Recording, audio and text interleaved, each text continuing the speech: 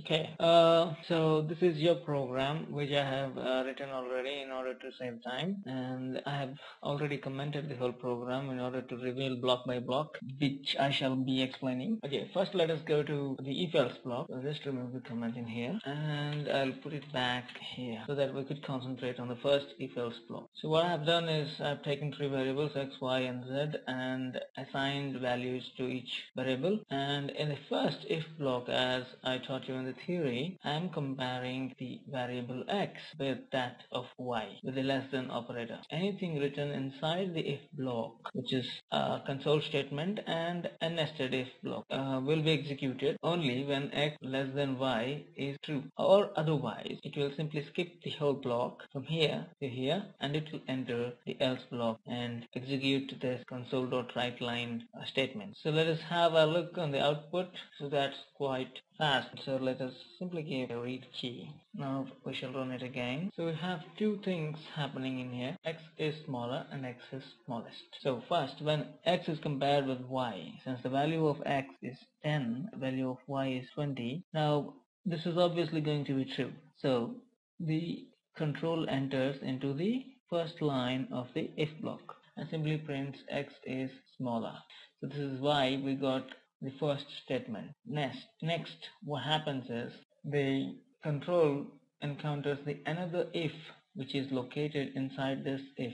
This is an example of nested if as well. If you could simply look at this part, this is your simple if else block. And it is not necessary that you need to have nested ifs, but in case if you want, you can nest them. So in order to save the time, I happen to include everything in here. So this is a nested if within this if. So in this block, what happens is x is compared with z. As z is 20, which is greater than the value of x. What happens is this statement turns to be true and the control enters this part and executes this console.writeLine statement, which gives you the second output line. Let's run it again. So you have two things, as I said. So you can look at this.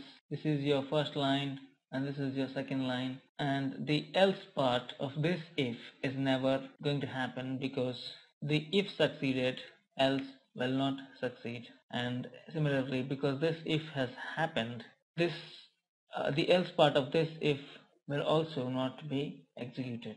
After the if else block, we have put a console.read key. It is trying to get a key from the keyboard in order for us to see the output.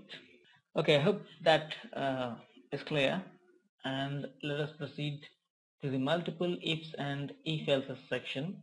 Here we'll first comment this thing out. Okay, remove this comment and get this console.read key beneath or under this, and again I'll apply the commands to all the other block. Okay, we are concentrating on multiple if else's. I have written the commenting lines which will help you. Now multiple if and multiple if else's. So first, it is all the same. We had an if and we compared whether x is less than 10 or less than or equal to 10, and it is true, x is equal to 10, though x is not less than 10 because it is read as less than or equal to. The equal to part makes the value of the expression to be true. This is going to execute. That means the control is going to enter this line, enter the block and execute this line, and it's going to print, oh yeah, x is less than or equal to 10. Now you might wonder, after this if you need to have an else. That's optional. In fact, if you have an else part, you can write it, or you may also skip it if you don't want to execute any statements in the else part. Another thing you have to notice is after the completion of an if, there is another if just beneath this. If we remove this comment lines, it's just beneath this if, though as the comment lines do not have any value in the C# code, therefore if is directly placed under this if, and there is no else for the first if, and that's not going to create a problem. For the second if, we are testing whether y is less less than or equal to 20 and y happens to be equal to 20. So the statement evaluates to be true, and this console.write line is executed, which is within this if. So it says I should read it like this: y is less than or equal to 20. Fine. Because this if has succeeded, the else part will not be executed, so it is going to skip from here directly to the next if. What you observe is if there is an else part which is corresponding to an if, the else part is going to execute only if the if part fails. That means if you don't have an else part and if part fails, there is nothing happening. So this if happens in our program happens to be true and or executes and successfully executes, and then we come to this if part. In case if this would have failed, still we have no problem checking this because it is up to this if. So this is what everyone calls it as a multiple if. The else part here is exactly corresponding to the if immediately placed above it. So might be confusing that there are two ifs and only one else part is there. So there's nothing to confuse. Every else part corresponds to the immediate if above it. Since there is only one statement in every if in here and the previous block, you may omit these curly braces, but I advise you to have a practice of implementing the code in this manner because this is a good practice and a standard practice. So the last block, again, if we come to the if block here, this is a little bit different because there is the if block which tests y, which tests whether y is less than equal to 20, and this is true because y is equal to 20, though it is not less than. This statement is going to execute and it is going to print y is less than or equal to 20. But if it fails in any case, then what will happen is the else part shall execute. But in the else part we have attached an if part. So this shall be read as else if. This is the case when you want to test 2 to 3 conditions on if one fails. You have to test the other, and if that fails, again you want to test something else. So you can continuously test different conditions by using if else if or multiple if else blocks. So this is an if else, under this else, this is an if else. So if this if fails, the immediate else part, that is the else part, this else is corresponding to this if, so this will execute. You might ask me whether I could place it beneath it. Yeah, it is fine, but it is not required. So I'm putting it back in the line, but you cannot join both because this is not a keyword. We have to give a space between else and if. So can we start directly with an else? No. The answer is no. You cannot simply start directly with else because it will be giving you an error. So I'll just simply show you what error it is. It says invalid expression term else because this else part doesn't have a corresponding if. So this is a point worth noting, that every if may not have an corresponding else part, but every else part needs a corresponding if part. So we were here, and if both this if fails, this else will be executed, and this condition fails inside this if, the else part of this thing will be executed, and we can still test the last another condition, any other condition here also by placing an if here, and writing a condition in here. I'm not writing anything, so I'm demonstrating, so just delete this thing. Fine. So we'll conduct a test. We'll simply run it. We have, oh yeah, x is less than or equal to 10. First output is this thing. Then you have 2 times y is less than or equal to 20. So simply just we'll analyze the program. Now x is already 10 and y is 20. So this is going to be true. So you got the first output. Second, if is going to succeed, so you have the second output, this one, and this fails because this is the else part. This succeeds, so this fails, corresponding if else's, and then we go to the next if, which is again a success.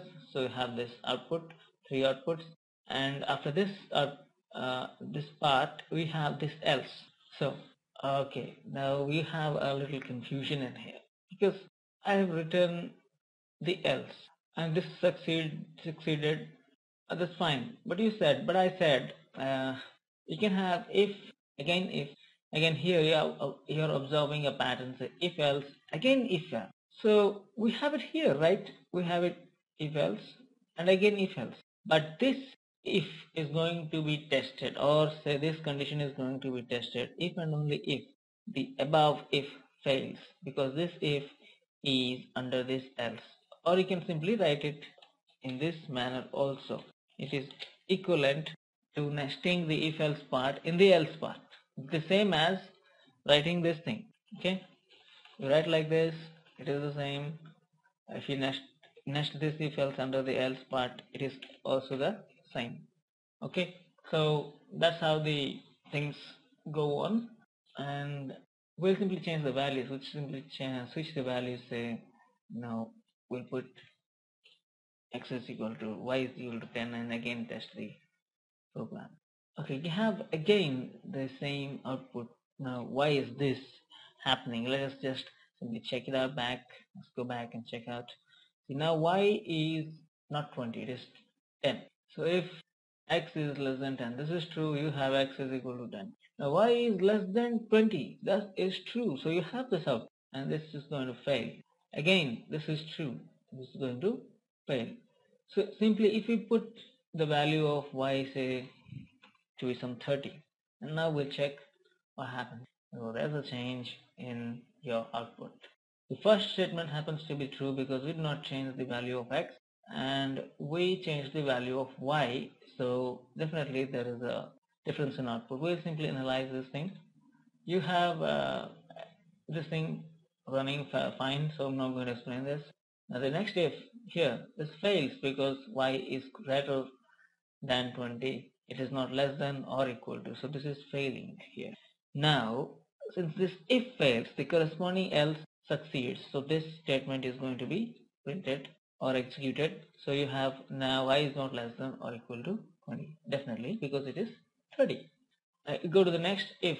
Now y is less than 20, no, this is also going to fail here, so it's going to the else part. So again you are checking whether y is greater than or equal to 20. Fine, yeah, y is greater than 20. It's not equal to 20, but it's greater than 20. So it's going to enter this place and say y is greater than or equal to 20. We have this else part failing here. It is going to be skipped because this if has succeeded, which is under this else. And we'll simply verify the output again. You have 3 lines.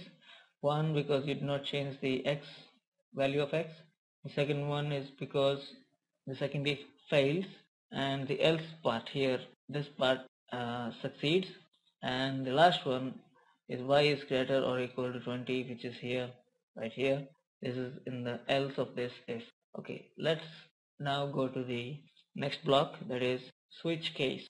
I think you have done enough with if else's and nested if else's. I think you have got enough knowledge, and now you can implement on yourself how to nest things, how to write multiple if else's.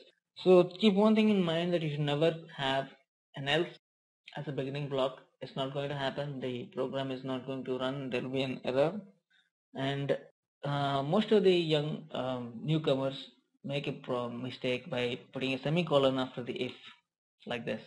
This might also create a problem. This generally creates problem because see, you have terminated the if block here itself. So all this is not going to happen, and since this if is over, C# thinks that yes, this if is finished, and therefore it will not have any else part because you're ending this thing here. So you have the same problem as if you use, which you get when you use a single else part without an if part. Again, the same problem may occur if you put a semicolon in here. You have this if well and fine working, nice, but after this you cannot go to the else which is corresponding to this if, because you're ending this if here itself. So don't do this mistake, and watch out for such pitfalls, and take care while programming.